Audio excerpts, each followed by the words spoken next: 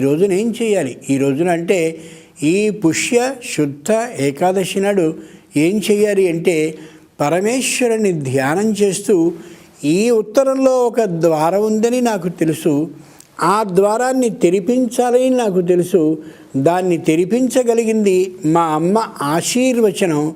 అలాగే వివాహ కాలంలో నాకు భార్యగా కాబోయేటటువంటి లక్ష్మీ స్వరూపిణి అయిన వధువు నా తల మీద జీలకర్ర బెల్లం పెట్టినటువంటి సందర్భంలో అది కూడా తెరిపించగలిగిన శక్తి కలని తెలుసు.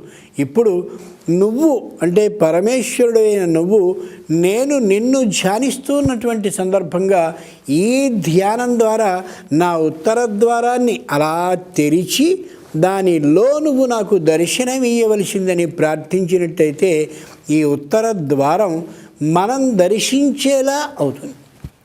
అంటే ఏం చేయాలి?